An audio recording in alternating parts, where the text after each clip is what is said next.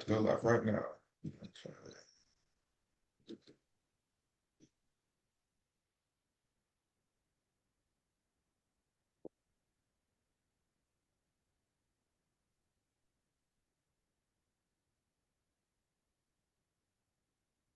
We are live on Facebook now, I believe.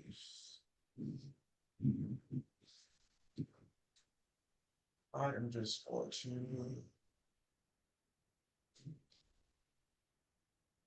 turn page.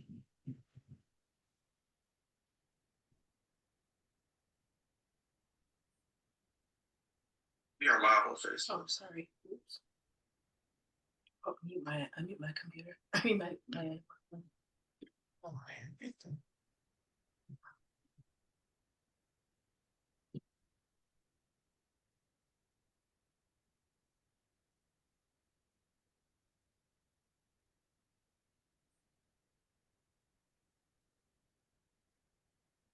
Right. We are live. I'm going to wait till a couple people come on. Uh, X. J Janice, if you want to share it on your page, I don't know if you already did that or not. Oh, I'm actually in the live. Oh, you know what? I Sharing. should probably go to Zoom. Yeah, okay. That works.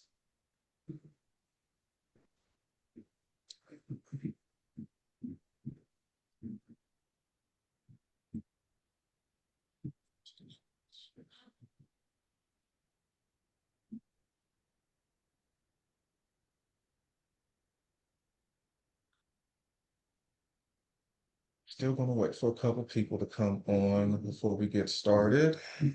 Sure. But I do want to welcome everybody as you're coming in to Let's Have a Conversation podcast. I'm your host, Malik. Whoop whoop. And tonight, tonight I have a good friend of mine, Janice Brown. We have been friends for, I believe, 8+ years. We met on Periscope. I don't know if anybody remembers Periscope, but Periscope was a worldwide, I guess, a global thing. People would come on and talk, sing, whatever, whatever they wanted to do.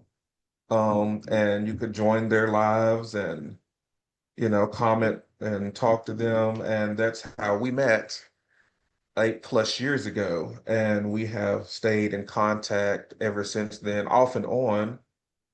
Um, but I wanted to have her on because I believe that she has a great testimony. And not only that, when I was scrolling through Facebook one day, she just, she has a baby, she's married. It just kind of threw me through a surprise. And I'm just like, oh, wow, has it been that long since we've talked? And then we started talking again. And that was a while ago, but this time I felt like I needed to have her on just so she could share a little bit about her life. Not only is she a mother and a wife, but she is a author, she is a daughter, she is a sister. She is a poet. She can sing. I actually got on her live because she was singing. I believe that's what she was doing at the time on Periscope. I think that's what she was doing at that time. And I think she was in the dark. I think it was just pitch black and she was just on there singing. I think that's right. I don't remember. Right. You're right. But she was just in there pitch black singing, and I think I might have commented or somebody and said, can we see your face? Like, you know, It's like so who's you're on singing? live. Yeah. But from there, and if she wants to share, how, we communicated from there, and there's some things that happened. I don't know if she wants to share that or not. Somebody was on her Yeah. Periscope.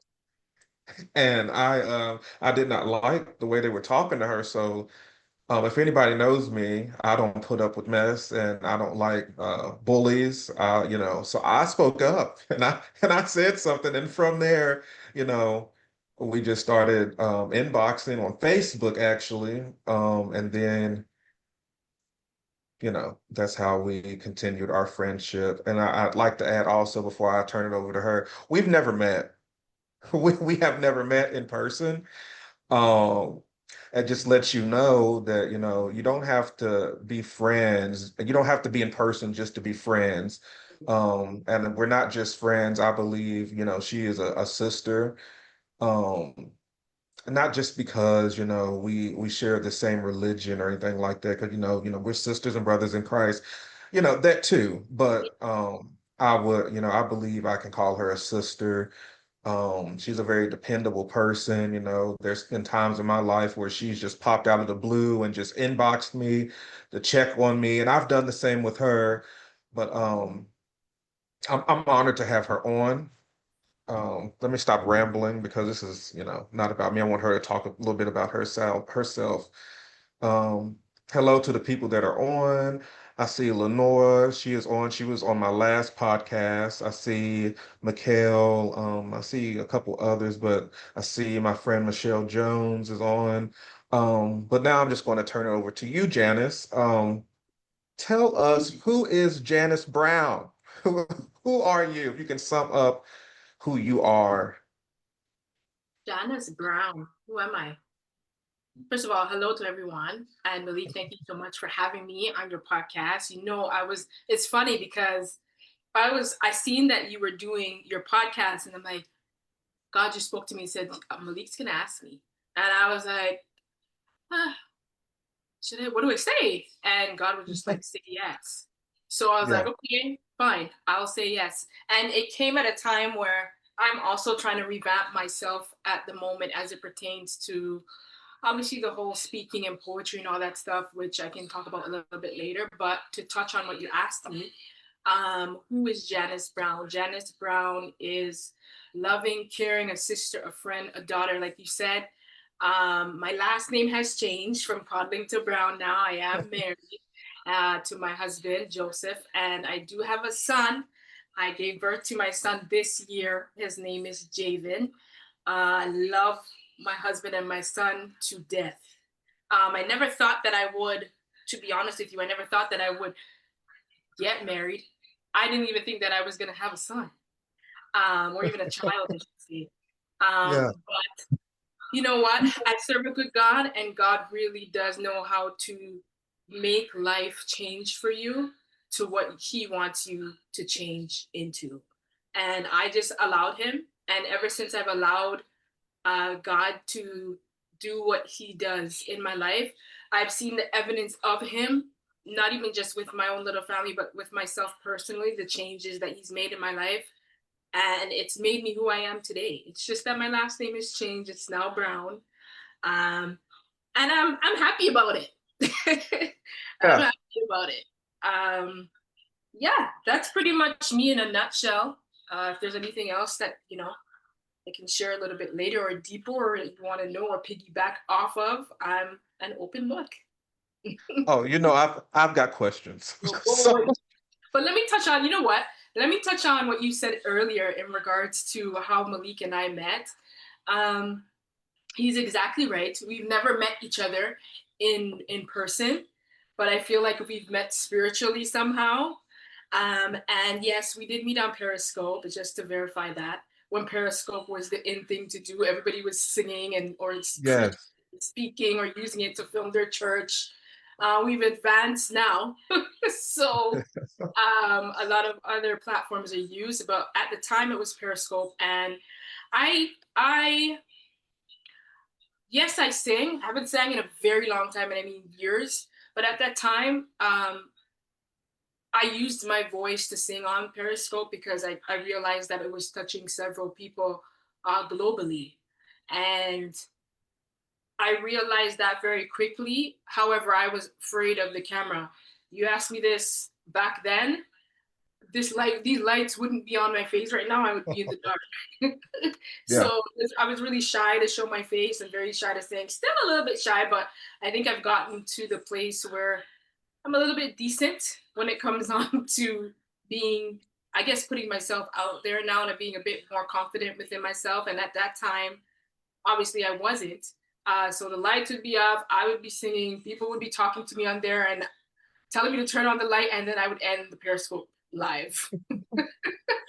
And then an incident happened where, uh, unfortunately, well, fortunately, because I met Malik, but someone called me out, and I think they were talking about my forehead. They were making fun of me, and Malik Malik calls people out. Okay, he's no nonsense, and I really appreciated that about him because somewhere deep within my shy self, I knew I was no nonsense as well.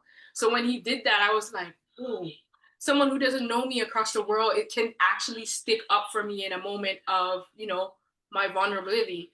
I was I was shocked and I was absolutely blessed at the same time because I was able to meet Malik. So that's how Malik and myself met, and I'm very thankful to God that we've met, and our friendship has just been unique in its own. Yeah, absolutely.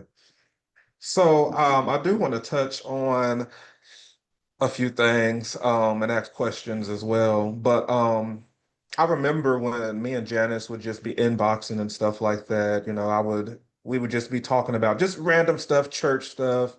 Because I mean, I can speak for myself. I think that was in a time where I was deep in church, but didn't really know what church was about, if that makes sense. I was in church, but just struggling with my relationship with God. And I know we just had a couple conversations, but just one conversation I can remember.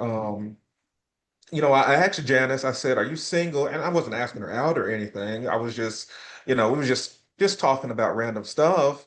And, I was single as well. And then she did say, I'm not really looking for a boyfriend, and I don't really want children. And then then I see her on Facebook and I'm just like, wow, I was single as well, and I mean, I wasn't looking for anybody. I was just focused on church, and back then I was going to church Thursday. I was trying to find, who's having a revival in town, and who I wasn't really focused on, my love life or having a relationship or anything. And to now where I'm in a relationship, and we have a son. It's not my biological son, but he's my son. But it's just amazing how life can do a whole 360 when you're not even expecting anything. That's just how God works. When you're not expecting anything, that's when he blesses you the most, I believe, those unexpected blessings. So my question to you is, how did you go from single Janice to now you're married? How did that happen? You know what? I tell my husband this all the time. I told him before you met me, I took time with myself. And Yeah, I would tell any person that's single right now, any single woman, any single man, anyone that's in confusing situations, um, take time for yourself because it's important to get to know you as a person. It's important for you to be comfortable in yourself, because once you're comfortable in yourself, whoever comes into your space is just an addition or a compliment to you, and you're a compliment to them. So back then I took a lot of time to myself. So me saying, oh, I'm not interested or not looking for anyone was more so me working on myself, being with myself, not even just with myself, in touch and talking to God and telling God, God, this is what I want for myself. I'm not trying to be a baby mama. No, yeah, no bash to anyone who is, but that's just not the avenue that I was trying to take with myself. Um, but I knew if that was to come, then hey, I'd have to deal with it, right?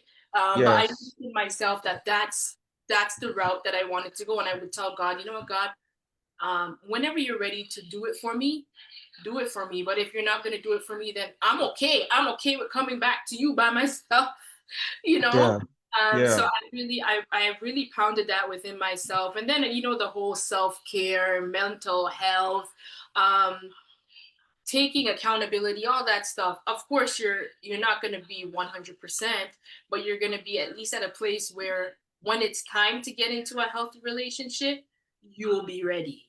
So that's what I did for myself, and I realized that it really did pay off. Now that I'm a wife and a mom. Granted, there has been not many, a few relationships or people that I tried to get to know as it terms to men that just didn't work out. But when I met my husband, Hmm. he was just a completely different being, and there was just something about him that God would not let me let go. And Yeah. that's when I knew. I was like, if he can keep up with me, or if he can, do and say all the things that God knew I wanted in my heart, then maybe I should give this man a chance. And that's Yeah. how we got here. Wow. And she said, to keep up with her. Janice is a busy woman. Yeah. We don't talk every day, and we would talk like sporadically, like we missed like 2 years, and then we just start talking like we just talked yesterday. And Janice is always doing something. Like the book, like she Yeah. popped out of nowhere with a book. Like she didn't tell me anything about it, and and then out of the blue, she's like, "Oh, I've got a book out, and I'm having this book event," and I'm just like, man, she's very busy, and not a bad busy because some people are just busy and just all over the place doing a bunch of mess, but it's a positive busy, and she's always being impactful and changing lives and her book, and I'm not going to lie because I'm not one of those people that lie. I do not have her book, but You I know what? did. I know why you don't have the book because I was supposed to send you one. I remember the conversation on that, and it fell through the cracks. So I'm gonna take that on me. That's my bad. That's okay. My bad. So I ordered a book, and it should be here. It should be here Oh, soon. okay. Oh, So thanks. so I ordered the book because things happen. She didn't send me the book. It's whatever. I'm not mad. I'm not upset. But I've heard great things because I know people that have the book, and them, Apostle Robin, my cousins, they do have the books, and they, said great things about the book. So I do want to dive a little bit about into the book. Um, so the book is called "The Battle Was Not Mine," and in the back, her thing is peeking out behind her little There it is, right there. Um, Yeah, I like the cover. I mean, it looks really nice. But if you could talk a little bit about that, and sure. just explain to us, what birthed that, where'd that come from, what space you was in when you were writing that book. Um, you can go ahead, and I'll just give you the floor for that. Sure, thank you. The battle was not mine. Was written in 2016. I was writing it, and then I did my book launch in 2017. So it's been a while, but it still holds dear to me, and I know there's a second book coming. We won't get too much into that because obviously there's a whole bunch of stuff that has happened with me since that book. But that book essentially talks about my life from growing up to about what would have been 20, if my math is right. Yeah, 28, or my late 20s, um, from when I was younger up into my late 20s. And it's just pretty much talking about what I've had to go through. It's very descriptive in terms of the chapters. So each chapter title that you read is exactly what's going to be in that chapter. It's been a while since I've written it, but I'll name one title that sticks out to me.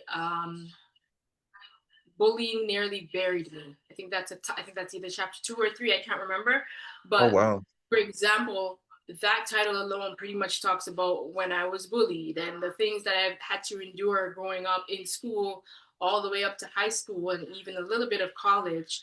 And I'm just encouraging those who have been bullied in that chapter that, you know what, like, only cowards bully other people, you know. Yes. And it gets really descriptive and very deep. I've heard a lot of people say that have read the book that, you know, they've cried for that chapter. And anyone who knows me knows that I'm very quiet and very not secretive, but I like my privacy with certain things. Even though I'm an open book, if that makes any sense. If there's Yes. Yes. anybody that can tell you about themselves, it would be that person. So I've always pride myself with telling my story to others, real, raw, up and direct. So that book pretty much talks about that, and then I think it talks about, you know, being a young girl as a Christian, and you know, the type of men that I've either experienced or that I've wanted God to bless me with, and the things that I've experienced.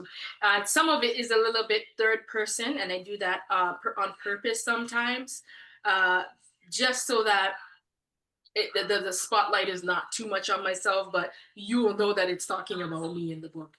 I Yes. wrote that book to empower people and let them know that, you know what, as much as you might go through certain things in your life, the hardships, the struggle, the suffering, there's also the victories that come after those battles. So I entitled it "The Battle Was Not Mine," and essentially it was the Lord to fight. Yeah. You know, I a lot of people, well, not a lot of people, but a few people have told me to write a book. Um, and for anybody that might be trying to write a book, what are the proper steps to begin writing a book? Oh, you're asking. Ooh, you're giving some hard, heavy hitters. Okay, let me go back. Okay, yeah, I got it. I think to me at the time, um, I had no starting point. All I knew that God was like, write the book, and then I'm like, okay, well, where do I even begin? And I've had Yeah. that position to me after I wrote the book, and I was like, I don't even have a starting point. Like, who do I go to? Who do I ask? So I started to ask around with those who may have written a book. Like, where did you start? Some people want to self publish. I don't like doing the whole editing and all that. So, no, that wasn't what I wanted to do. So I found my own publisher.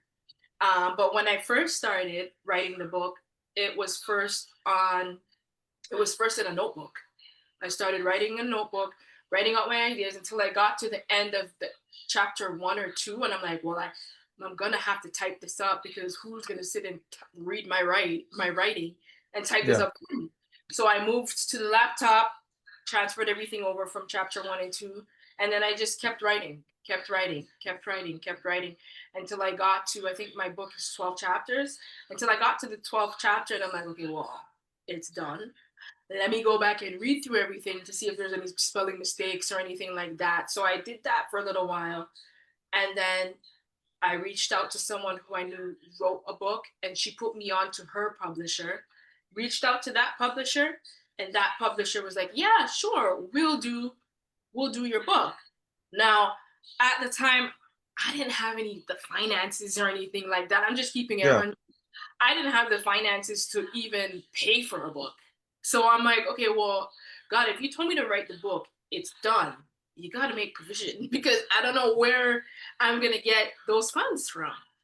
Right. Anyway, he made provision, and I was able to save up a bit of money, pay the publisher, which I think at the time, this is just giving you perspective, was I think maybe 1,800 to do everything. She had Oh, her own. Um, she had her own. The person that makes the cover of the book. I don't know what they're called, but she had her own person who made the cover. I got my cousin to take the pictures, and the person who made the cover, she did the text on the photo. So okay. everything kind of came together under her company, and then God's like, have the launch. I'm like, launch. We went from 1,800 for funds for the book. I don't have the money for launch. So he's Yeah. like, do. Just piece it together. So I was like, and I'm not the type of person to, if I'm gonna get someone to help me, I'm not gonna be like, oh, just help me and not pay them or give them something to thank them. So I knew that I had to, pay all the people that helped, every person that decorated the space, every person that was there just to support me, the MC, everyone who came out. So at the end of it all, like I had enough to do the launch. At the end of the night, I think I had 100 books because you get 100 books after you publish. All the 100 books sold in that night. I had to reorder, but because the book sold, I was able to pay everyone that assisted me and helped me with the launch. Just as a Yeah. vote of thanks. It wasn't anything crazy, but they were very thankful for it. At that time, it was something. Right, Um, right. so that's how I pretty much started out. Maybe things would be a little bit different now because we're in a different time. And financially, it might be a little bit more now because obviously everything's up. But Everything. for anyone that's looking for yourself, you're looking to write a book, just do it, man. Just do it. So I actually have somebody on here. They said, I know you might not be able to tell me, but she needs a publisher. So Uh, do you have any okay. recommendations? Or I mean, I don't Well, know how that works. I know you're in the US. I know the person I see the comment, but I know the person is listening. I know you're in the US. I'm actually, first of all, let's get it out the way. I'm in Canada. Toronto to be exact. I guess Toronto's more familiar to those listening. But if you want, I can pass the connection off to Malik, and I guess Malik can get it to you, or you can send me a message, and I can let you know that person. Now, I don't know if my publisher is still publishing books because she's taken a different avenue with her life as well. But you can always reach out to her and find out if she's still doing so. Okay. I hope that helped you out, Sister Flo. Because I don't know anything about that, but like she said, she's in Canada. She is not here. That is part of the reason why we have not met, because she, she is not down the street. She is not near me. So that's a big reason and why. But yeah, Miss Flo, if you're writing your book, yeah, I go for it. I'm happy to hear that. You definitely have a story. Um, yeah, I would love to have you on too, Miss Flo. But anyways, um, oh, I lost my train of thought. What would you say is your biggest triumph in the space that you're in right now? And what has been and you don't have to tell me this part, but what has been your biggest downfall in your life as a whole? Now you don't have to answer that last one because I know you are private, and I know Janice. She really is private. Like she's already told me certain things she will not talk about. Not, I understand that. But Janice is a very private person, and I respect that because people don't need to know your business, and she don't know y'all, so I don't want her, doing all that. But um, I'm very curious to know, if you don't mind sharing that part. Repeat the question? Sorry, what is my biggest? What is your biggest triumph, like as of right now? What do you think, or just in your life in general, what has been your biggest triumph? And I kind of feel like I already know what you're going to say.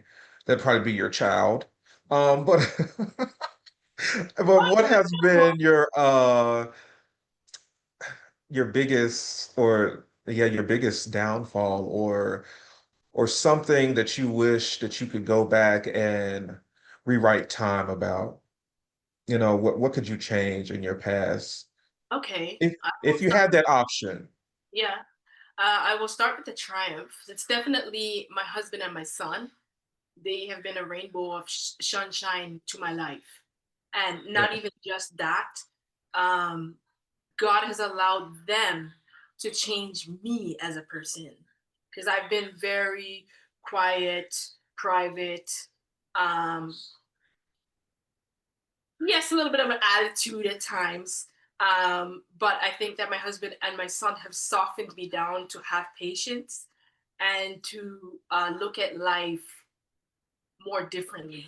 Um, I think that, and anybody who's married, they would be able to say that marriage is not easy.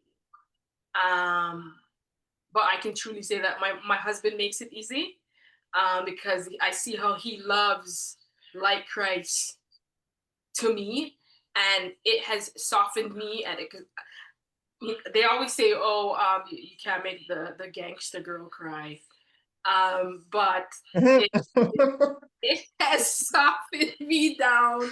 It has softened me down to the point where, you know, I can look at life and say, "Oh wow, it's not that bad after all," you know.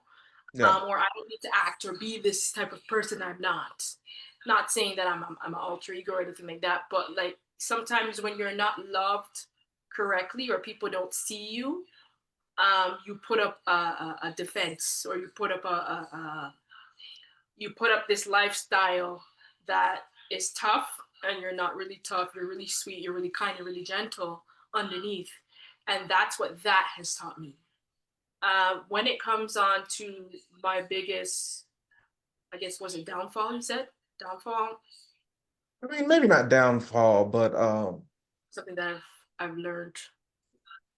I well, would. let's go that route. Yeah, something that you learned from your past, something that you have learned from your past that has made you reroute your future or your present day.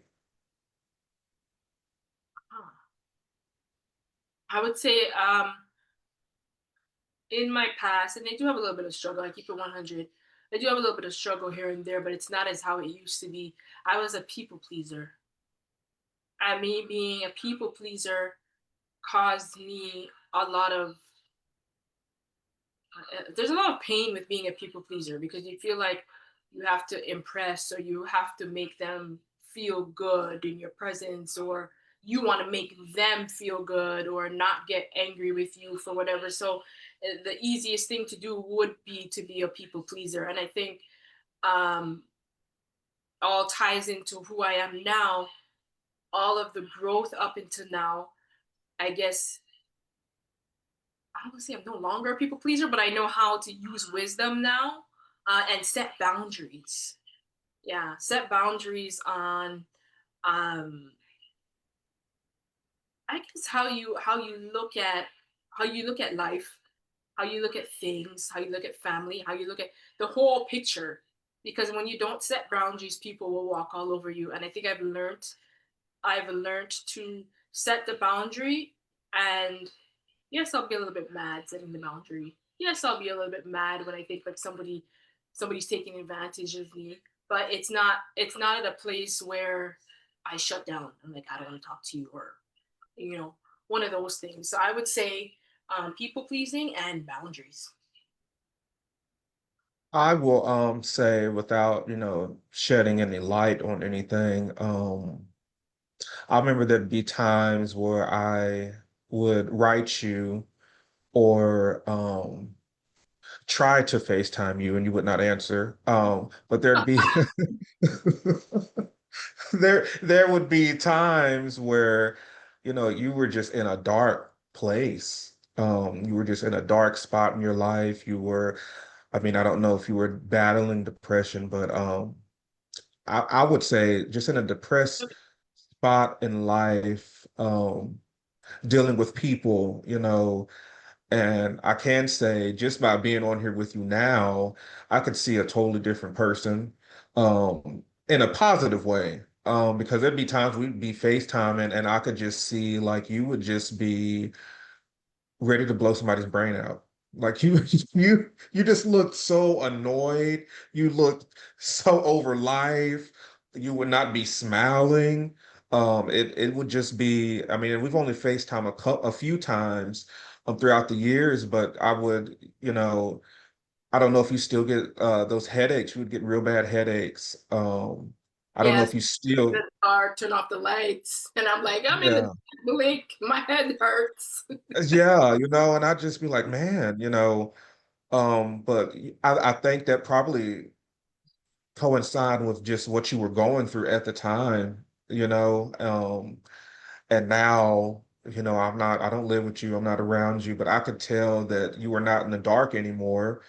I can tell that you mentally, physically, and and emotionally, you're not in the dark. I'm sure you have your days, but from the Janice I knew 8+ years ago to the Janice that I know now, just being on, this Zoom with you for the past, what, almost an hour now, I have acknowledged a change. I can see, your life is better for you. You're happier now. You're not trying to blow anybody's brains out. I just, I'm thankful that you're in a better light. I'm grateful that you have found somebody that knows how to love you, knows, in season and out of season, somebody that's not going to misuse you, somebody that, just take advantage of you just because they can. You Yeah. know, I'm glad that you're not in that space now. I'm glad that you, can be happy and allowed to be happy, if that makes sense, Uh, what is it? Uh, Boundaries are healing and healthy. That's the prophet in you at that time. Yes, I have a Are question you on that, but that we can get to that after. Um, the what? that question for you on that, but we can get to that after because it's going to be You on. gotta wait a minute. You got a question for me? Yeah. Oh, well, go ahead. Ask your question. Priceless, you're like on what? You act like you're not a little bit private too. I can't. Okay, so go No, ahead. I think it's I don't know. The name is FLRNC. I think you said her name is Flo. Yes, that's Miss yeah, that's Miss Flood. Okay, hi Miss Flo. She's saying, okay, prophet, that's the prophet in you at that time.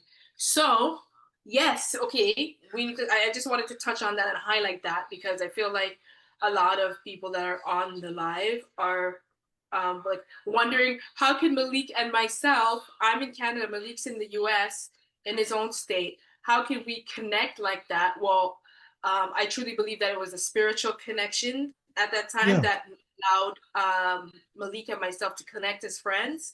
And in that moment, yes, Malik is definitely prophetic.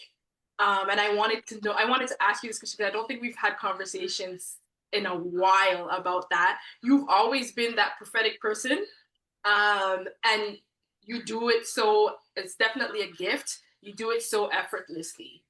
So where are you in terms of that piece? I hope that you're allowing God to use you in that area. How did this get turned on me? It's just that question was bothering me from like, and I'm like, you know what? No, I'm not gonna ask him privately. I'm gonna get on here and I'm gonna ask him be my one question that I'm gonna ask him, and then I have no more questions after that. Okay. Okay, so where am I at with that? So I still operate in that. I do. Um Somebody said yes he is. Okay. Um but I right now in the life that I am in the place that I am right now in my life, um I'm kind of taking the back seat. No, not like that. I'm Okay. not I'm not just giving up and be like, oh no. Yeah. Um, More so I'm guarding my heart, and with the people that I'm around. I don't want to disclose too much because some people know what I'm talking about, some people don't. We'll talk about that after. Yeah. But I'm kind of just guarding myself, because I believe if you're mixed with the wrong crowd, Yes. if you're mixed with, how do I say this without saying too much? If you're just not where you need to be, Yeah. sometimes your gift, your calling can be um, diluted. Um, we'll talk after this, but Yeah. yes, I do know that I am called. I do know that. I do have the gift of prophecy. Now, I'm not one of those people, and I've never been one of those people that, if you come up to me, I'm going to be like, hey, my name is Prophet Malik Berger. That's Yeah, not yeah. me. You never been that though. Yeah, so I'm not that person. I do recognize and I do accept the call of that. I really do.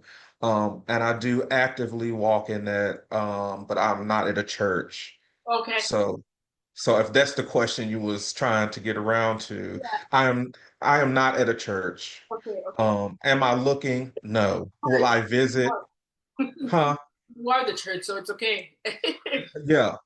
Some people may think otherwise, but Yeah. I'm not here to get into that. Yeah.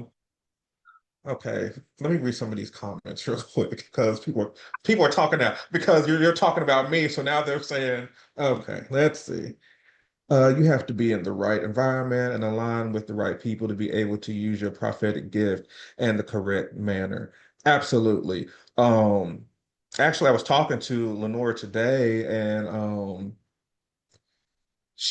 mean, she has the gift of prophecy too. Just conversations that we have privately. Since Yeah. she put me on blast, I'm going to put her on blast as well. So she has that same gift too, but it's kind of like what I was saying. If you're not in the right environment, and if you're not surrounded by the right people, your gift, your gift will be diminished. You will, you know, if you don't use it, you'll lose it. Yeah. So 100%. if you're not actively using that, then your gift will be diminished. But no. No, you're not on this podcast. You're right. But you're commenting.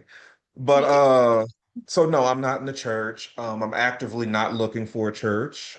I will visit a church. I have no problems with visiting churches. I'm not like that person, like, all churches are the same. They're not. I mean, we don't have to get into that. So, anyway, Now, thank so you for are you answering in, the question, though. I appreciate it. oh, no problem. Are you in church? I am. I go to my church is El Shaddai Worship Center. I beg them Hmm. time. Um, I'm actually glad that I found that church. I think it was around the time, a little bit after 8 years, 7 years. So yeah, around the same time that you and I would have been friends, I had met two young brothers of mine, and they invited me there, and I would go, but I was never a member because I have respectfully left my previous church just due to, well, just growth overall. I just felt like I needed a little bit more in terms of word, in terms of everything. I felt like I was growing a bit more, and I wanted a little bit more in God. So I had left my previous church that I grew up in when I was little. And I'm now at El Shaddai Worship Center, where the pastor is Pastor Richard McKenzie, and and his wife, Pastor Alicia McKenzie. They have been great. They have been great in terms of leading the flock there, the congregation there. They're just great souls. I'm glad to be there. They also equipped us to utilize what God has blessed us with as well. So there's a few things that I know are on deck for me when I do return, because obviously I just have my son. So my pastor is very understanding in terms of me having to be around my husband and my son at this time. So they're just awaiting me to step back into the things that they have on dotted out for me, which I'm excited to go back into. But for right now, family first. So, so I have two questions actually. Um, Who's that? First question now, and I want you to keep an eye on the time because I do have to work tonight, and Okay. I talk a lot, so I don't want to be on too long. So if we go over 9:30, let Yes. me know, Okay. No or problem. 10 o'clock, right around that time, Right. because I have to be at work at 11, but I don't want you to be late. So. I'm the supervisor. I can be late, but anyways, Okay. Excuse me. I'm sorry. Well, you so know what? No supervisor. I'm happy So for you. two, Congrats on that, by the thank way. you. Thank you. Um, Someone says, Janice, I see the prophetic anointing on you. Oh, so oh. yes, so that's a part of my questions. So two questions. So one question, why did you ask me about that? About me? That's my first question. And the second question is, are you, what is your role in church as far as ministry wise? Because like Flo said, and with me and you speaking in private, you know, you have read me like a book before as well. So are you actively doing that as well?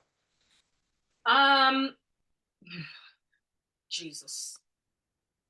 Let me answer the question that you said before. The reason why I asked you, um, where you are in the whole prophetic is because we've never had that conversation, and I think the last conversation that we had, like we didn't really touch on it. I think it was more so just excited to catch up with each other, where it just slipped me to ask you, and I'm like, well, Yeah. now that I have you, now that I have we're having a conversation, I'm like, let me just ask you. So it popped into my mind. I'm like, I was interested because I know that you're on it. You're on point when God tells you things. So I really wanted to know where you were in terms of that, to be honest, genuinely. For myself, prophetically, I don't operate prophetically at my church because my pastor is actually a prophet himself. Um, he has spoken a lot of things over my life where I can see why certain things would be said. I don't think I'm that type to be, oh, well, get up and be, oh, I'm going to say, what thus said the Lord. Like, that's not me. But like you, for me, when I do see certain things and God tells me certain things to tell someone, I will say it. Or I always tell my husband because I feel like my husband is also too. But when we do have those moments, I'm always like asking a question as opposed to just being, you'll hit it right on the head. Whereas for me, I ask questions and I'm like, I don't know if that's the right way to do it or, you know what I Yeah. mean? But yeah, I guess it's for me to solidify in myself if God is speaking to me correctly about that thing or person.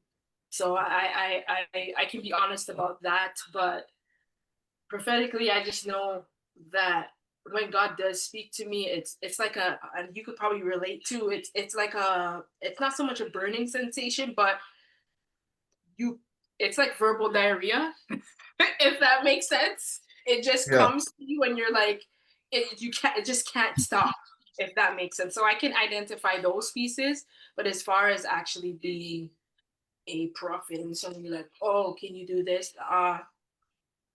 No. Okay. Yeah. So you actively, are you a minister at your church? No, I'm not. I right now at my church, I'm sitting down right now, obviously because I just had my son.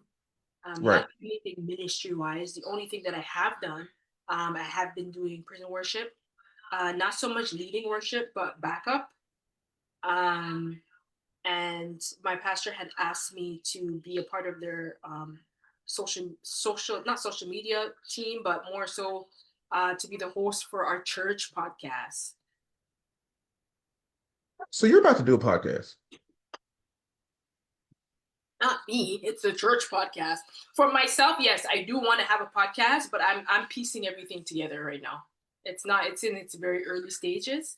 But uh like I said, my church has a podcast that we did start up, but then I got pregnant. So I had to scale back. So I've been MIA from my posts for that. Got you. Got you. Okay. Wow. So you're doing a podcast too, or trying in the works. Yeah.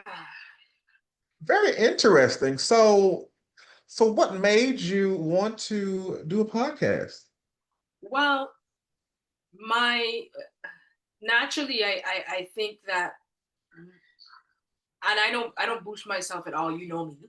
I'm the person that's like behind the scene. I don't like this. Like I don't like this.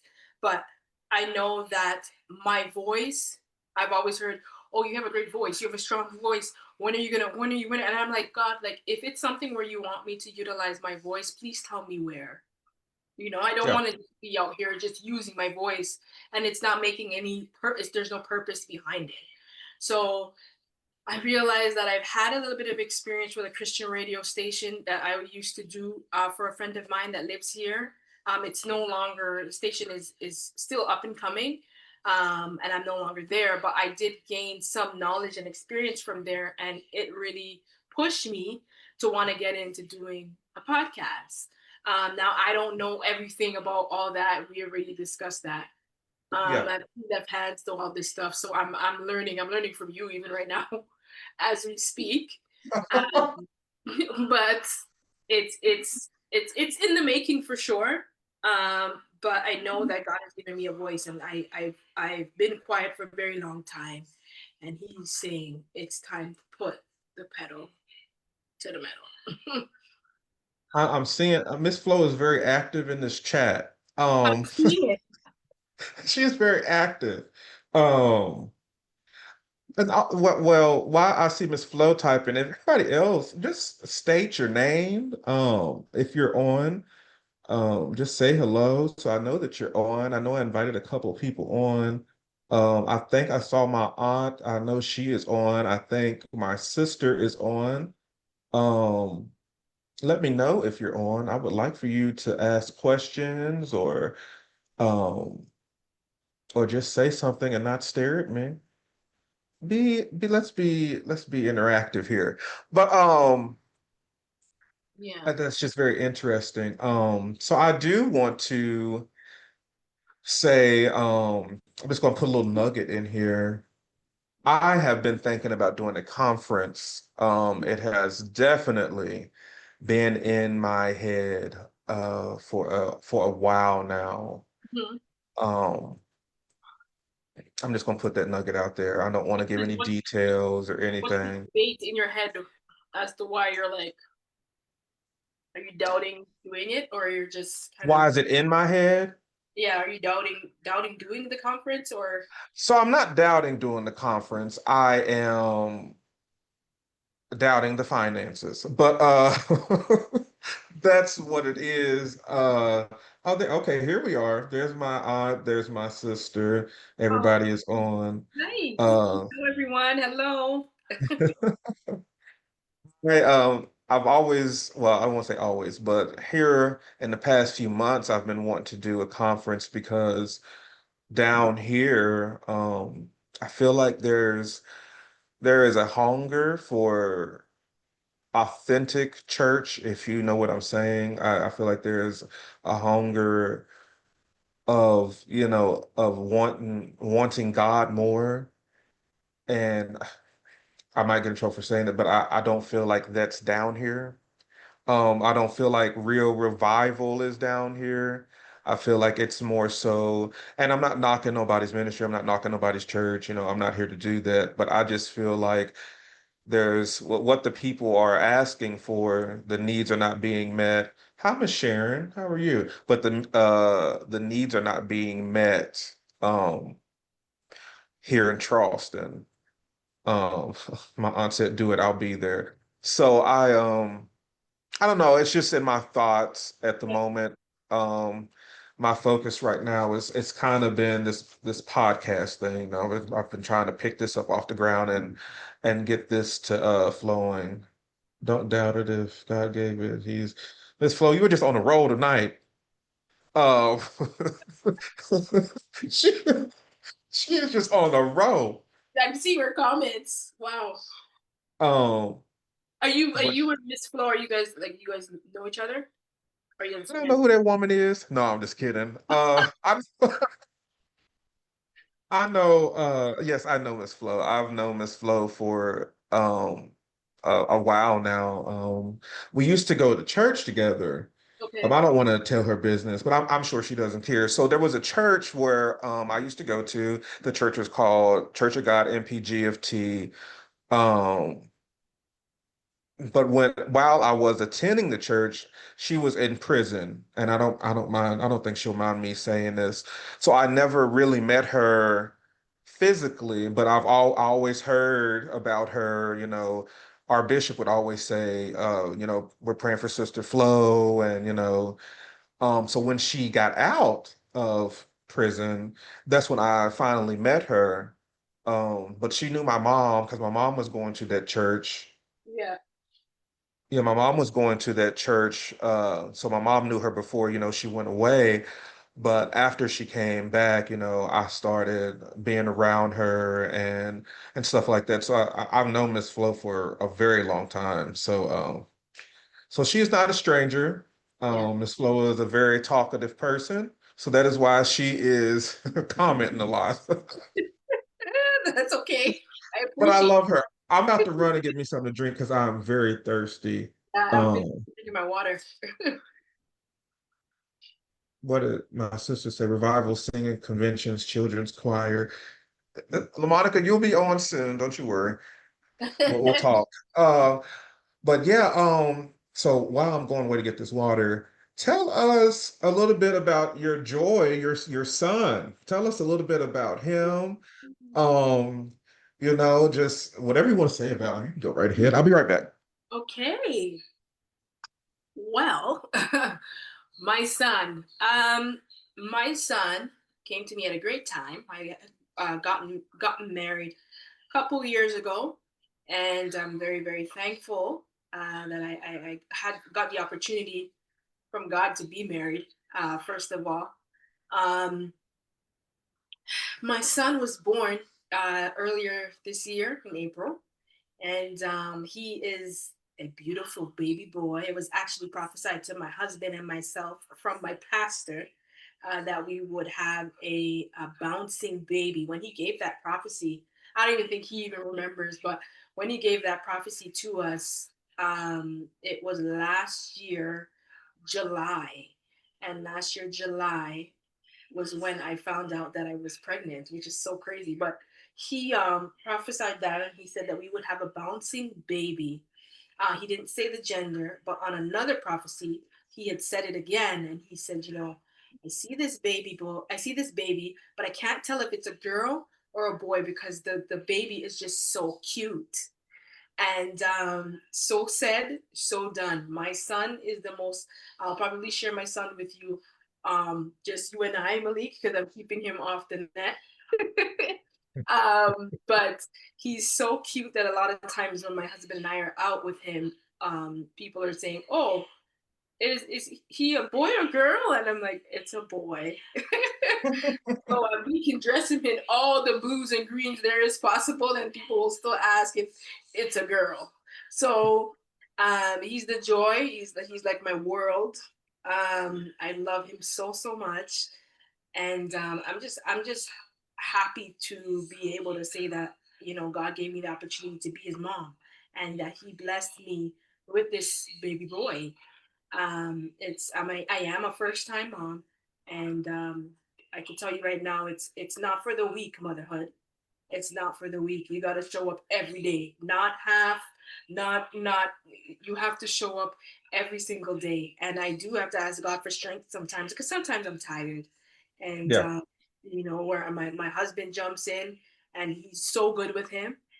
He's just such a good dad. It really pays to have another partner in the house to help you, because it's not easy doing it yourself as a mother. Because sometimes when you feel like tapping out, well, not tapping out, but when you feel tired, the other one can help and take on the load of it all, because it is a lot. Any mothers on there, they can attest to it, that motherhood is not for the weak. It's a beautiful place to be in, and I'm blessed. Um, my son is not a bad baby at all, thank God, so far. But he truly is. He truly is my world. And thank you for those who are saying congratulations. Would But be yeah, Miss Flo. leave her alone. I like her. You know what, Miss Flo? You could add me, girl. My friend Teddy is on. I think, okay. What? I'm sorry. I got a message and anyways, Changed. I'll what say that. tell us something about you that some people may not know. Hmm. Ah, okay. Yeah, could that be anything? Oh. So we know so far we've covered the singing aspect of you, the author, the mother, the wife. Um tell us something. Tell us what about poetry? Mhm. Because I have heard a poem or two from you. What? Because a lot of people can't write poetry. I'm gonna tell you right now. I'm not a poet. I've heard people that call themselves poets, and I don't want to say they suck, but they. It's just like, what are you talking about? Where are you confused yourself?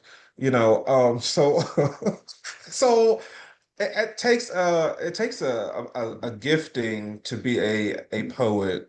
It's not something I feel like you just wake up and be like, I want to be a poet today, or um, tell us a little bit about your journey in becoming, writing your first poem, or just, or do Yeah, you still write poems? you know what?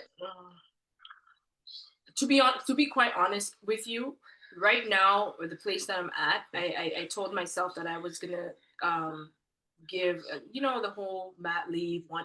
Here in Canada, you get mat leave. You can either do 1 year or you can do 18 months. So I took the 1 year, so I don't go back until probably April. So um I told You myself took what? You took what? 1 year mat leave, maternity leave. Oh, and you took how long? 1 year. Oh, wow, are you getting paid? Yes. Well, what they do is they pay you 55 or 55% of your pay for the Really? 1 year. Yeah. It Uh, is very rare that any job out here gives you maternity leave. I'm sorry, I asked you a question, but that just shocked me. You said a whole year. So a year. Oh, you guys, well, US, you guys don't get a full year, or it's just like what? What do you get? nothing, because I see Lenora said, "Wow, exactly, wow." Oh, So wow. I work at a hospital. Um, I'm a supervisor in housekeeping. Nice. And there is no maternity leave at all in our department. So you better hope that you have PTO.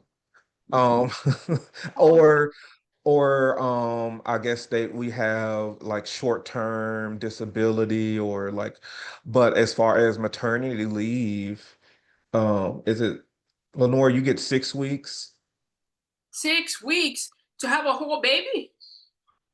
for maternity leave, yeah. You have a whole baby and you only get 6 weeks. 6 to 8 weeks at her job. Like, oh no, that's crazy. I mean, for you to say a year is now I mean, crazy in a good way, but like here, no, you're not getting no year. Yeah, the year is they give you the option. It used to be just 1 year, but then they were saying that 1 year is not enough time for a mother to recover. So they added on 18. It's 1 year or 18 months. If you do 18 months, it's not 55%. It would be considered, I think it's 40% of your actual pay. So I just did the 1 year because I think that would have been sufficient because I'm okay, like so far, but I think the 1 year was good enough for me to do. um Teddy, what are you talking about? A whole baby girl? What? What is he talking about?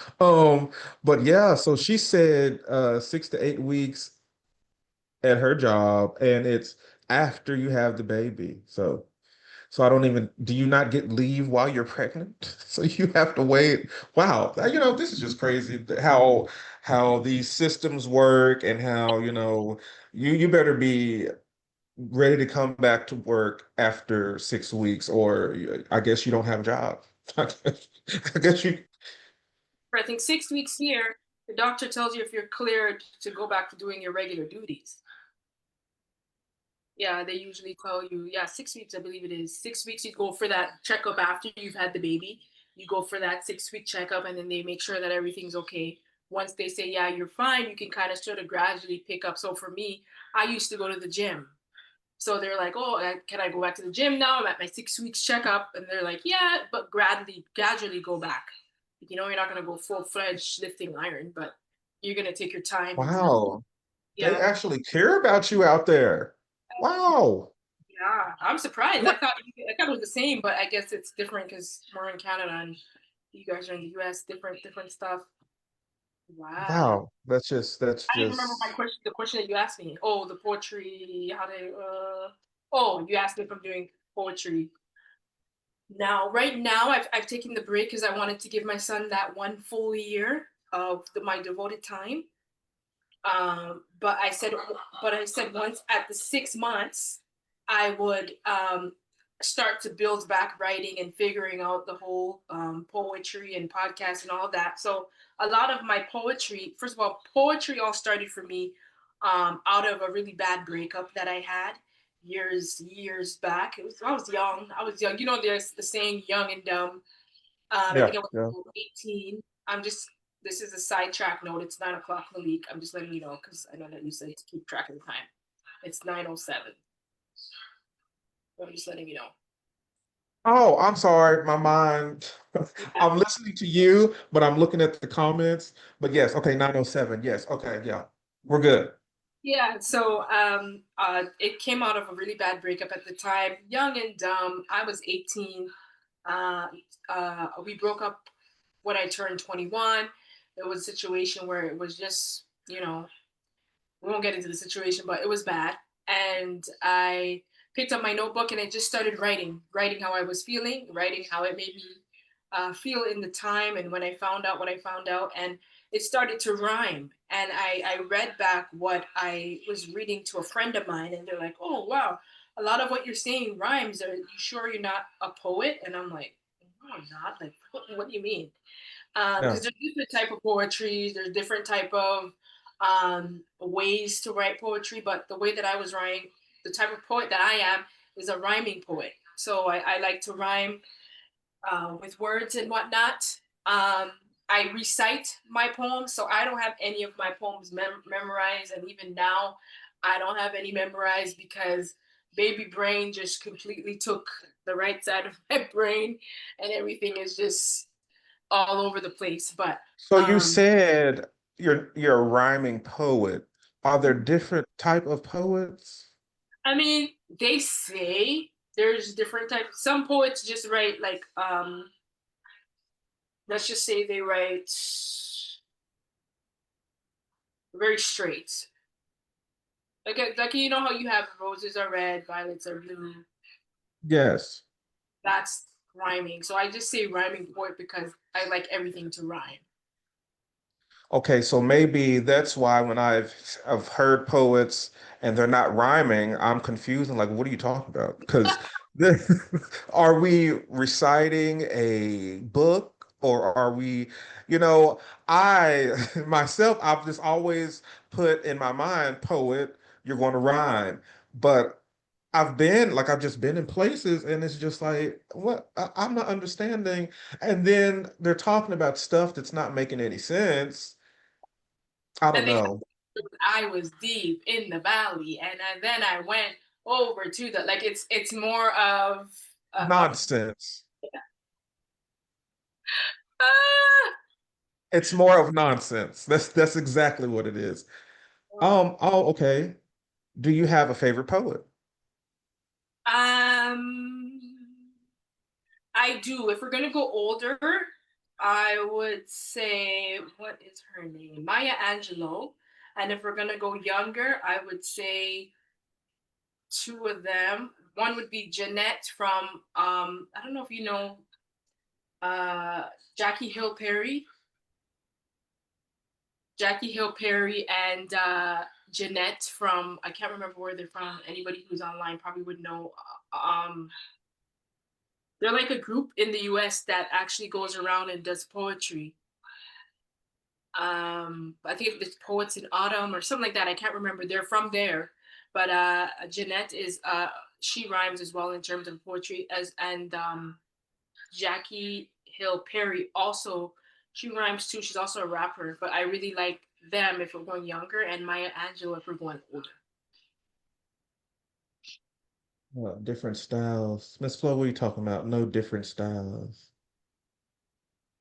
Also, So I, as I said, no. how Yes, I do. Haku Jackie is a poet and a preacher. Okay, I'm getting a little free feedback. I don't know who that is. Um, and rapper. Oh, she's a rapper too. Who is this lady? She's just doing it all. She's just rapping, she's preaching. I mean, she's a poet. Haku is non-rhyming prom. Uh, Poem. Name it poem. oh, sorry. Are they pastors? I Jackie Hill Perry, I don't think she's a pastor. And Jeanette, I don't think she's a pastor either. I think they're just poets. They're in the US and you don't know them, Malika. What is going on?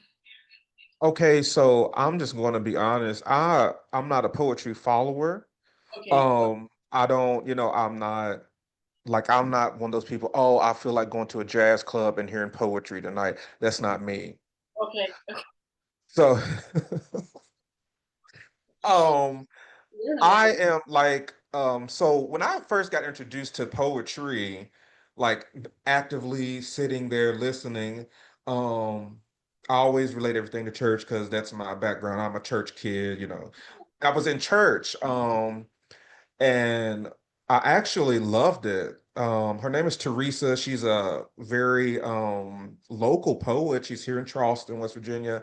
I don't know if she still does poetry in churches, but I mean, they were great. I mean, they were really awesome. Now, did that turn me on to poetry? No, but well, I don't mind listening to it. Um, my friend is very stupid. But anyways, so lost my train of thought. So yeah, like Maya Angelou, yes, I know who that is. Like, of course, I know those people. But like, as far as like new age poets, like if somebody was to come to me and say, who's your favorite poet?" I would not know because I do not engage in that. Not because I Understand. don't like it. I just, it's just not something that I would go and particularly do. Right, right, right. And that's okay. That's totally fine. But some people like it. And I see. I'm guessing that Lenora likes it because she keeps commenting about it. I would say that Shannon likes it. Yes. Um, to me, it's boring. I'm not gonna lie. To me, it's just boring. Like to sit there and listen to a person just talk is kind of it bores me. And it's nothing against you, Janice, because it just bores me. Like I don't know. It's not for And then everyone. huh? It's not for everyone. It's not. It's not. But if it's nice, it's nice. I mean, I would never discredit anybody if they did a good job. Yeah, you did a great job. But I think I've listened to you do a poem before, but I think it was on Facebook Live. I believe that's where I saw it. I don't remember, but I've seen it before. Um,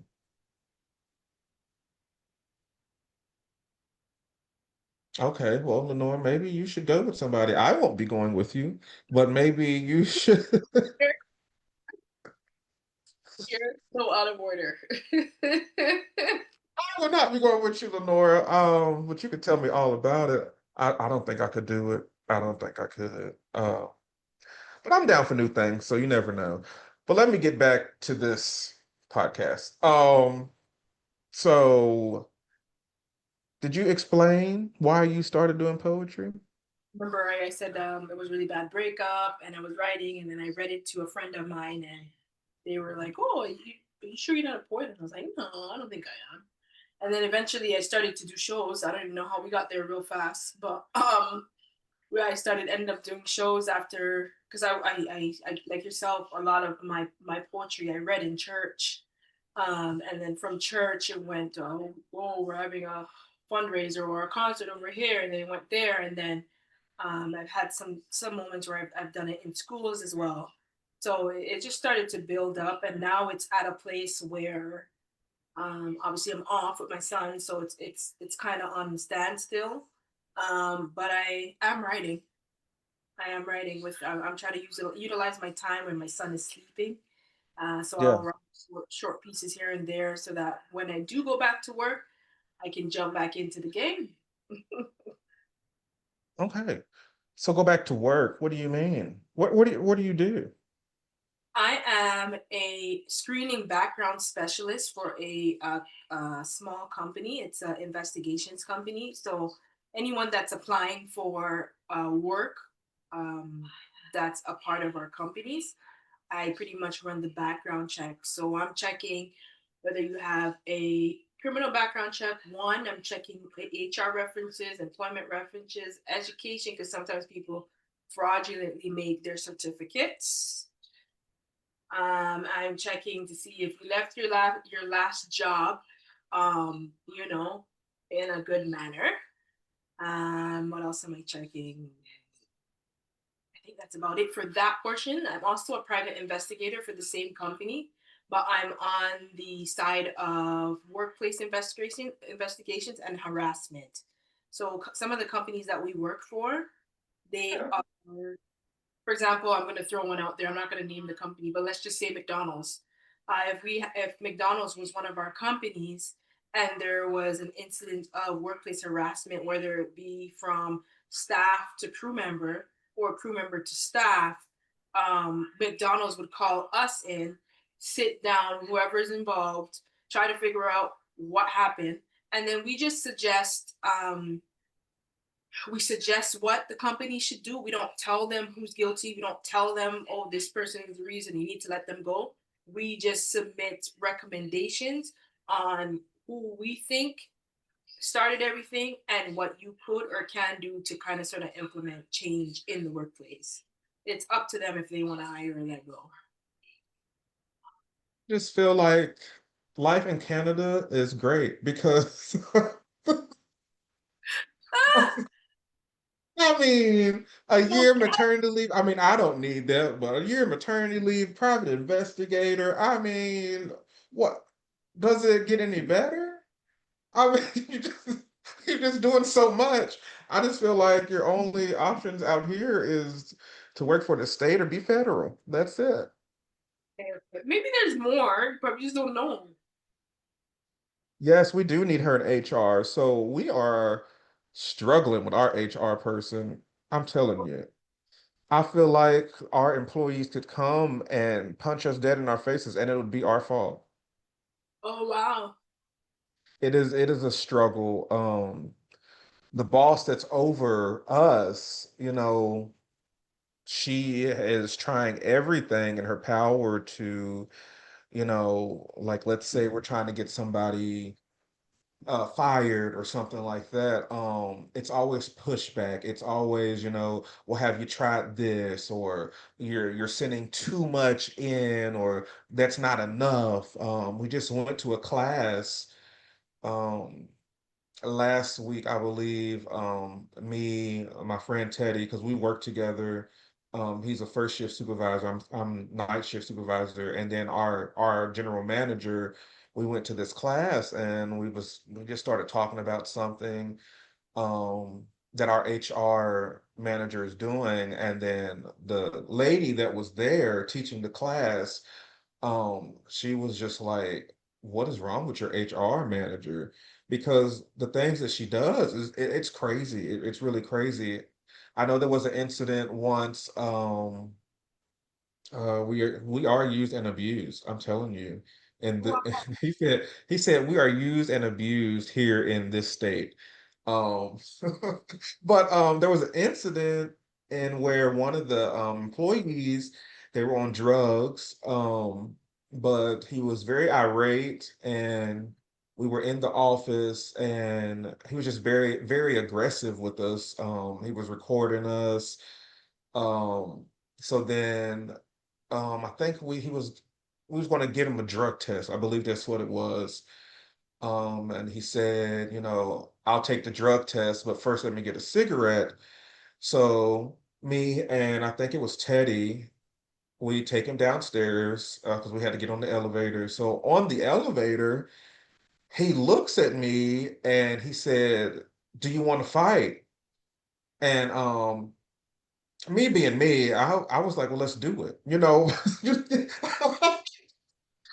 Let's do it. If that's what type of time you're on, I'm here for it. Let's go ahead and do that. Um, somebody just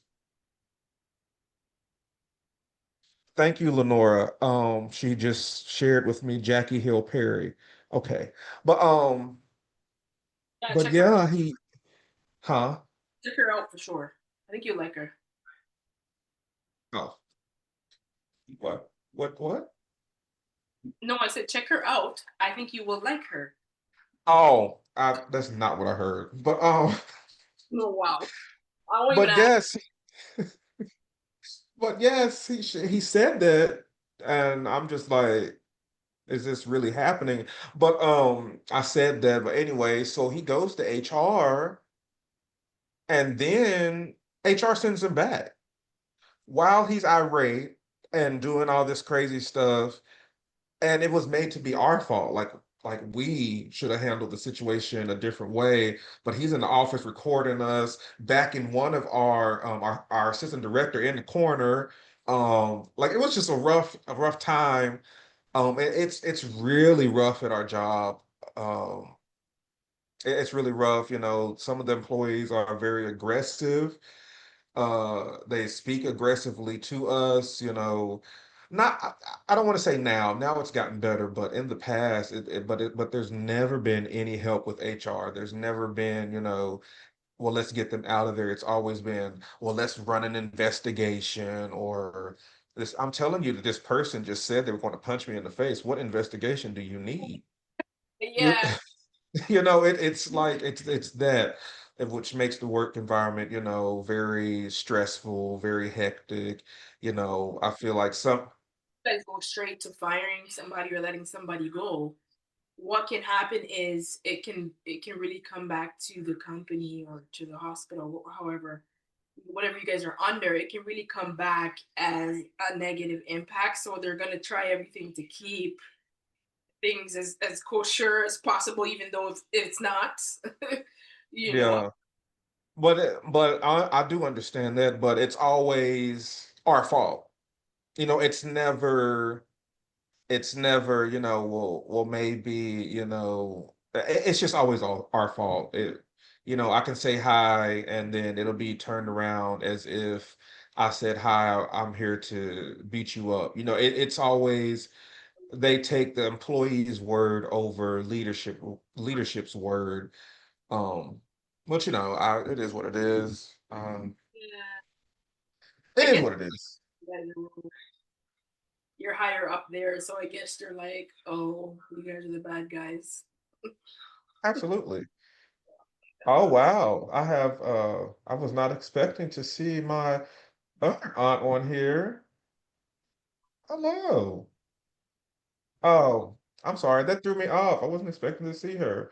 Uh, but yeah, so private investigator Janice Brown. You look very sleepy. Are you getting tired? I'm actually enjoying this conversation. It look like you're about to fall out that chair. No, I'm not. I'm actually enjoying this conversation. So maybe till laughing comes in. I think it's because you're lean back, I'm slouch tired back. all the time. Mother is tired all the time. Okay, all the time. Yeah, I hear that. That's what Gabby says all the time. She's always tired. Yeah. She's always sleeping. No, she's not always sleeping. But so yeah, so another question for you. If you could speak to, let's say, 5-year-old Janice, or maybe 10-year-old Janice, Um, what would you tell her? Just what would you say to her? That's a good question. Um, what would I tell 5-year-old Janice? I would say to 5-year-old Janice, set your boundaries. Don't people please. And go give it all you got. Because essentially growing up, I would say, I won't say five because that's kind of pushing it, but I would say getting into elementary school from about grade three and up, I would say that yes, you want family members to believe in you and to push you and to, have support. Um, I didn't get that most times. So um I would tell my 5 year old self and up to go for your dreams. Go for don't people please. That would be a warning. That would be a warning to my 5 year old self, not to people please and to set boundaries. Because I didn't have any. I didn't have any in the age of, I don't know, late teens up into my early 30s. I didn't have any of that. So I would tell my younger self that to prepare my younger self for that. Yeah, Who was your hero growing up? my hero. Hmm. Someone that you looked up to, somebody that you felt like you can confide into, someone that set the scene for you to become who you are today. Say my dad. My dad. My dad's no Mm, longer, he passed, but he actually passed just before I did my book launch. Yeah, yeah. I would say my dad. Um, yeah, and we're gonna leave that right there. We're all gonna be crying on the line. Yeah. Well, I know you want to leave it there, but I do want to just What want is to it? I want to just touch on it a little bit. Just so you said your dad. How has the grieving process been with that, with your dad passing? I remember, just talking to you off and on throughout the years, you always you just loved your dad. You I could tell it was somebody that you really depended on, somebody that really made that common ground with you, that was kind of that peace in the storm. It's kind of tough talking to you, Janice, because there's so many questions that I want to ask you, and I know you told me not to, but I understand, I get it. But just how has that process been? And, just so we don't dwell on the grieving part, what is a fond memory that you have of your dad? That's something that has really in that he embedded in you and made you better in this life. I have two. First of all, I'll touch on the first one that you said in terms of the grieving. Um, I don't think you ever really get over a passing parent or a passing loved one. I think you just kind of find ways to move forward. They'll always come across your mind. The month and time and date that they passed away, and it will come around and you'll remember it. You'll cry. You'll have your moments of being quiet, but you'll never forget it. You just find ways of moving forward. And for me, I listened to my dad was heavily strict Jamaican. Yeah, Just think, you don't have to be dread to be Rasta. You don't have yeah, to be a Rasta. So he was very much so uh, a stickler for discipline. He wasn't the type to be. He was very no. He was no nonsense, to be honest with you. So a lot of his um, ways and things that he taught me. For example, he's obviously no longer here, and rest in peace, Dad. But I would listen to his music. Like he liked a lot of reggae music, and the clean stuff, the clean conscious ones, Bob Marley, Barris Hammond, like those kind of music. Anyone in yeah, the culture, they'll know what I'm talking about.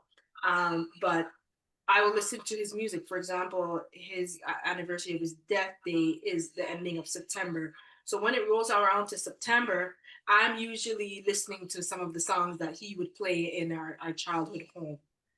yeah. That was That's my way of grieving, and remembering him.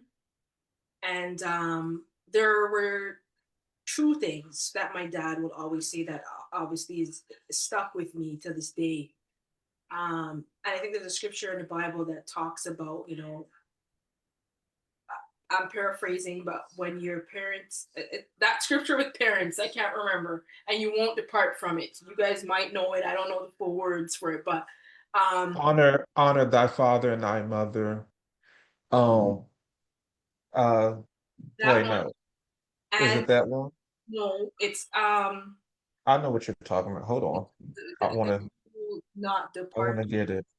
Yeah, please if you can. But he would say certain things to me, and I wouldn't always understand it. And I think any parent would say that, as their kid, you don't always understand what your parents are saying, but they mean well.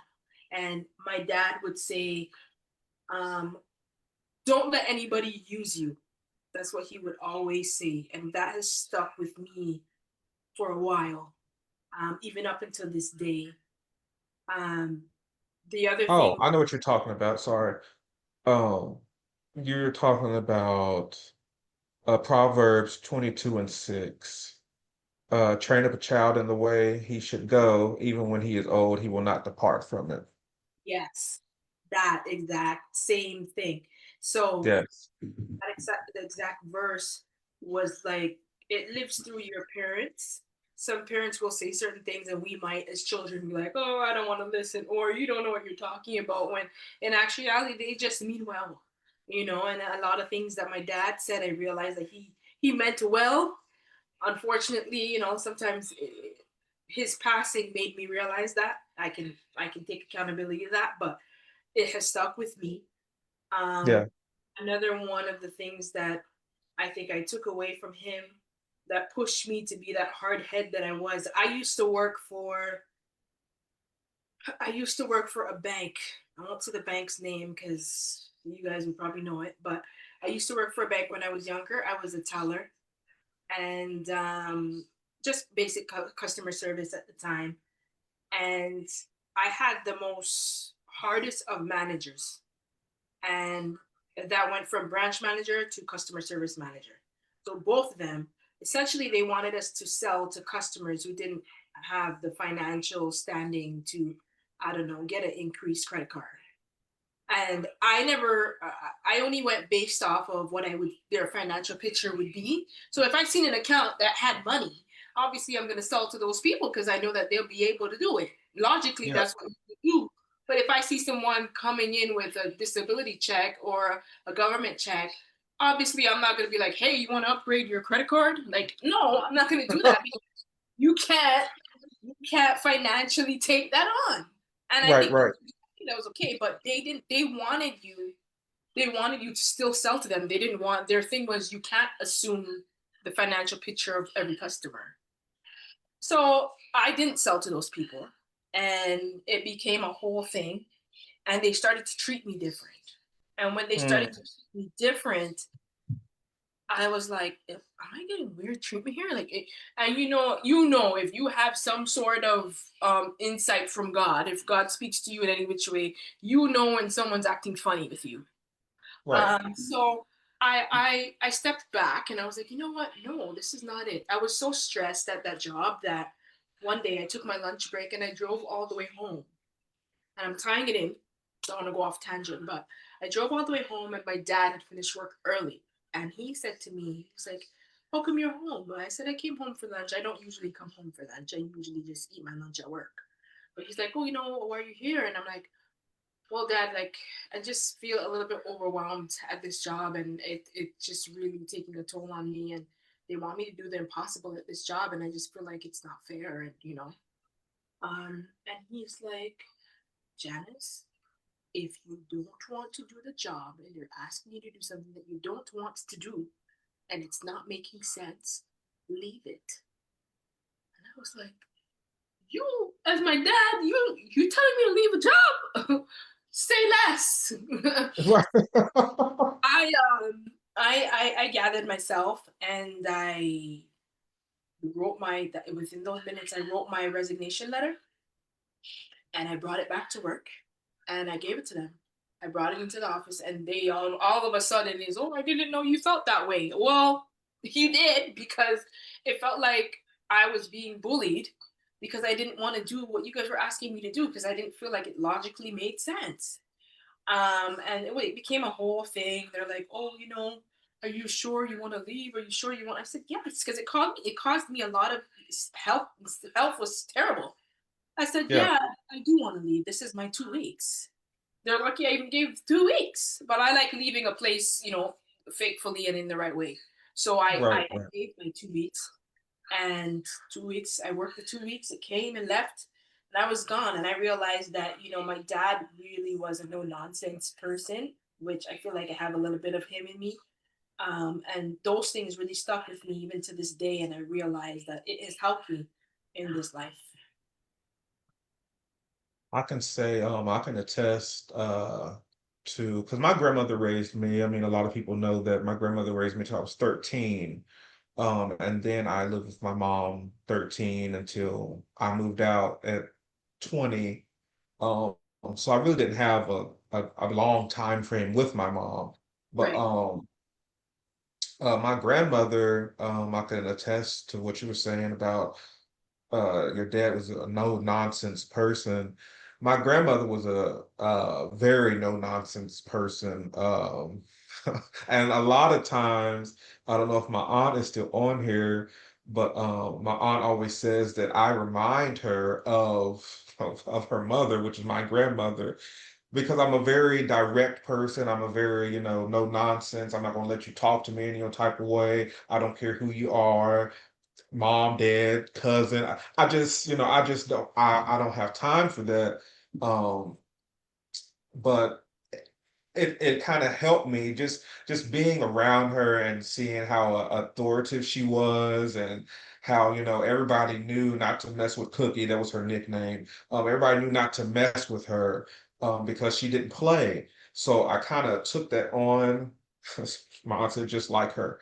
Uh, so my aunt, I'm not my aunt, but my grandmother, that just it kind of stuck with me, and just seeing her, just not take anything from anybody. It didn't matter if you was a man, it didn't matter if you was a woman. If you're going up against her, she's gonna give you a run for your money. I remember this one time, tell this quick story. I don't know if my aunt knows this story or my cousins, but my grandfather, they weren't married at the time. They were together for years before they got married. But anyways, that's neither here nor there. Um, he had misplaced his wallet, and he had blamed my grandmother for stealing the wallet, and she wasn't having it. Right. So she's in the house, and my grandmother was a churchgoer, but she was a cusser. She cussed.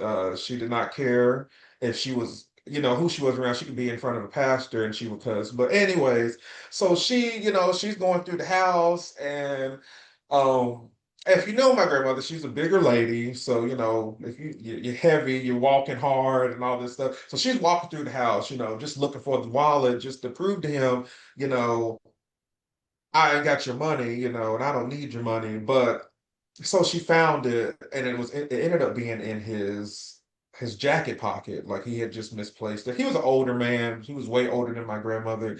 But I say all that to say this. It was just the way how how he was accusing her. She was gonna prove her point that day that you ain't about to tell me that I done did something that I know I have not done. Right. And seeing that, it just made me look at her in a different light. Like, man, you ain't gonna let anybody bully you. And it made me, you know, apply that to myself and moving forward in my life. Like, it doesn't matter who you are, what size you are. don't allow people to lie on you. Don't allow people to think they can bully you because they're bigger than you, or a woman or a man. I'm not saying, hit up on nobody, but you Yeah, have to, like you said, put those boundaries into play, because people will, think of you as the weaker vessel, or they can punk you or bully you. But you have to stand up for it. But I've never been bullied. Um, I don't get bullied now. I'm a big guy. yeah, I'm a very, tall guy, heavy set, so nobody really tries to come and punk me. But, and I'm not going to say if they try to, then bring it. But, yeah, that's just that's just how I am. I don't believe in that, talking to me in your kind of way. Um, but I do, like you said, you don't get over a person in your family passing. You don't get over that. I've had people come to me and tell me, get over it. They're gone. They're not coming back. I don't think the grieving process ever stops. It continues. If you need those moments of crying or breaking down, take them. It's better to let it out than to hold it in. My grandmother's been gone, I think 15 years now, something like that. Yeah, 15. Um, but I still have moments of sadness. I still have moments of, where I'm just seeing these comments. But I still have these moments of, I miss her, just her presence, just her being around. But I also just remember and keep the memories alive.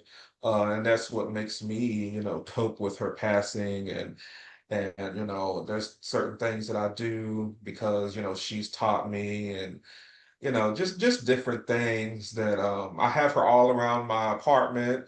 I know Gabby's like, oh my God, everywhere I look, she's here. I have pictures of her, I just have certain things just to make her close, make me feel closer to home because she's here. But yeah, I can totally agree with you. You never get over it. You never get over somebody passing. And if anybody's on here dealing with somebody passing, don't let nobody tell you get over it, and let it go. They're gone. You take as much time as you need. If you need to bawl out and cry, cry. Do what you need to do. It ain't their business. It was not their loss. You don't know the special place, or they don't know the special place they held in your life and in your heart. You do what you need to do. yeah. Cry it out. If you need to be angry some days, be angry. If you need to punch a wall some days, punch the wall. Um, I used to, I don't do it now, but there's a place here in Charleston where you can go down, and it's just nothing but just water. And I used to go down there and scream.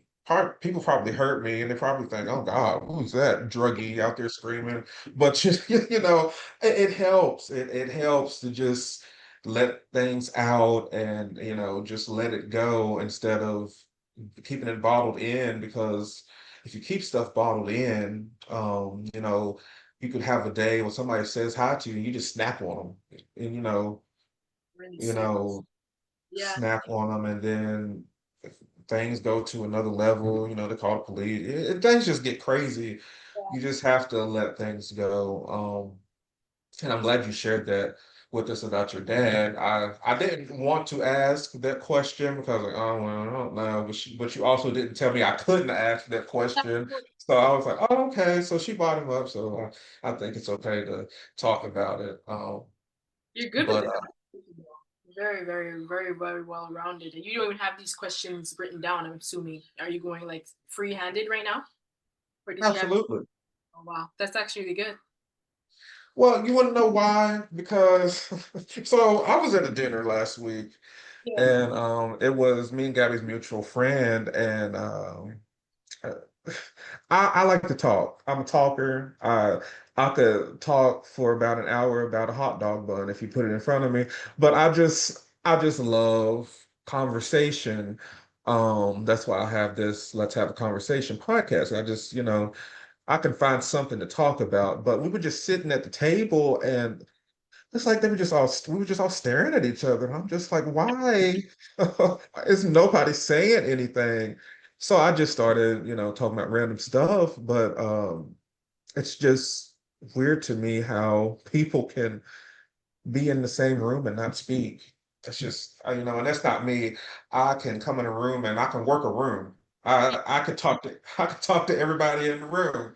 It's nothing to me. I remember I think last year, year before last, it was I threw myself a birthday party. And Nice.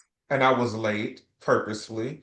Um, but I was, when I came, I was working the room. I was talking to everybody because I just love to talk. I love not because I like to talk, but I like to find out things about people. I'm very interested in people's lives. Because I believe everybody has a story.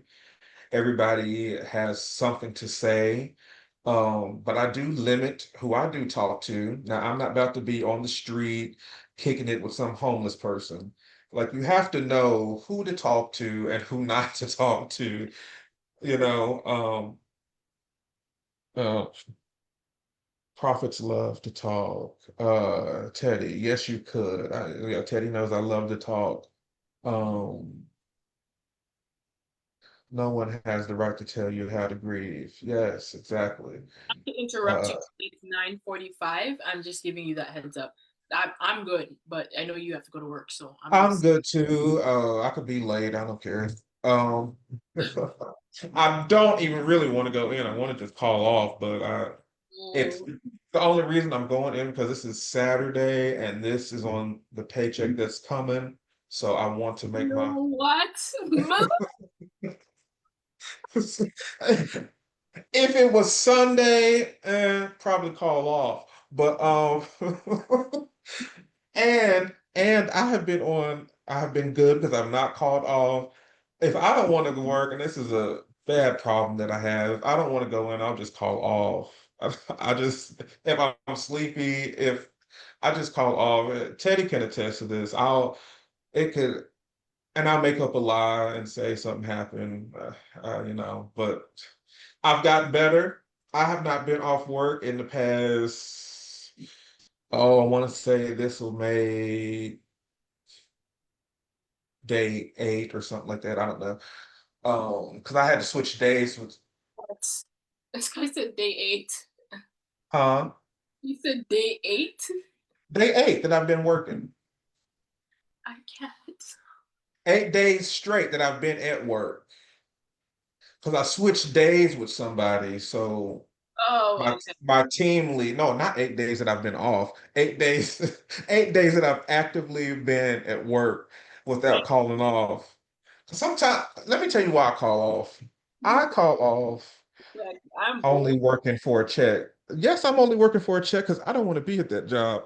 But I I used to have an enjoyment to go to my job and because I love cleaning. I really do. I enjoy like what some people would say, what brings you peace? What brings you joy?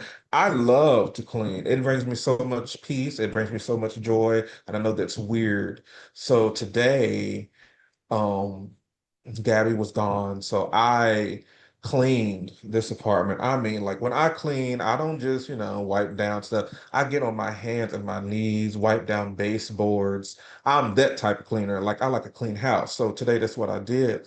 But there used to be a time where I used to love going to my job, but now it's just like, what is today going to bring? Yeah. Um, because it's just so many, it's so much drama, it's so much. Are you on the floor for work or as a supervisor, or are you in the office for the night? So I'm in the office, but as Gabby would say, I don't do anything. Um, but if you're a supervisor, you don't have to technically do anything. You're there to make sure things are getting done. That's what I'm supposed to do. But here lately, I've been getting up and doing stuff. But normally, I'll be sitting down doing nothing. Uh, but but yeah, I think that's where I'm at with my job. I really want to leave. I just want to quit. Um, I probably shouldn't say too much because some of the people that I work with are on my page. So, anyways, but yeah, um, yeah, Ah, I forgot what we were talking about. I'm not trying to cut the live only because my son is gonna be up anytime soon, and I don't want you guys to hear that crying. So Oh, anytime soon. Oh, well, we need to get off. Um, you need to get I'm gonna ready to get. actually get you to see my son soon. If anything, I can probably send you a picture so you can see him, but I don't want to bring him to the camera because trying to keep him hidden, just for a little bit. He's too Oh young. no, you don't need to bring these kids. No, you don't need to bring your child to the camera. These people don't know him. Yeah, Uh-uh. Uh-uh. exactly. Right. They don't, and then people you can't trust people and people Mhm. nasty nowadays. Not saying anybody on here is nasty, but but yes. So we will end this. I am glad that you came on. Thank you for Uh, having me. And I will be back if you ever invite me again.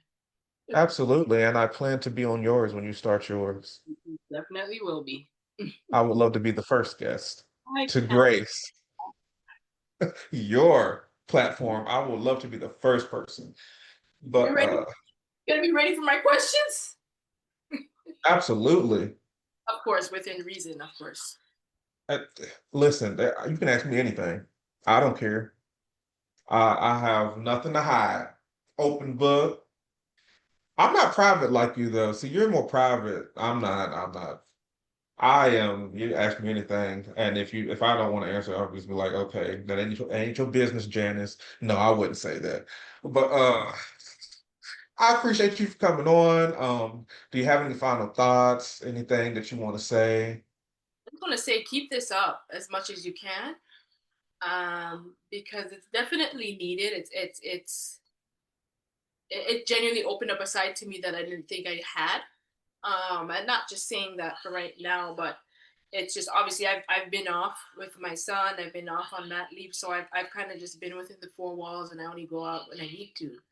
So being able to come on here and chat it up with you, and also these wonderful people that you have here, it's truly a privilege, and I don't take it lightly. I really really appreciate it. And yeah, anyone that's on the live, thank you so much for tuning in and coming and hanging out with Malik and myself. I appreciate it. Feel free to add me, if you feel comfortable. That's great. And yeah, that's pretty much that's my 2 cents. And I guess I'll say, because I always like to open that up. But for those of you who, I'm I guess I should say a follower of Christ. I use Christian, yes, but as a follower of Christ, if you don't know Christ, I encourage you to know Him. He's been good to me and my family, and I'm sure He definitely is good to you as well. So all I got. Amen. And I'm not going to say anything else because once I start, it'll be hard for me to stop. So I'm just going to my sister said, thank you for sharing with us. Um, I thank you all for coming on again. I hope that something on here helped you or ministered to you or gave you some more insight. Um, I believe that Janice is going to give me some information on the publisher to help you, Miss Flo. Also, if can they still buy your book off Amazon or I think it is still there. Yeah, you should be able to purchase it off there. so if you would like to purchase her book and learn a little bit more about her, the book title is uh, The Battle Was Not Mine, okay, yes, The Battle Was Not Mine. So go and purchase that. It is on Amazon. But if you can't find it underneath that, type in Janice Codling, right? You can find it that way. It'll probably come up quicker. So again, thank you, Janice, for being on with me. I plan on having you on again, and doing some great things. I have some things in my mind and that I want to do, but I'll let you know at a later date. But thank you all for tuning in. And I'm going to end this. Maybe I'll stop it on here first. Yeah. Okay, hold on. Uh-oh. Have a good day. Good night at work, by the way. I want to still talk to you real quick after Yeah. we get off of this. Just real quick. Uh, I'm going to end this. Do I have to end it over here? Or just end it and then you can just call me. Okay, well, I'm going to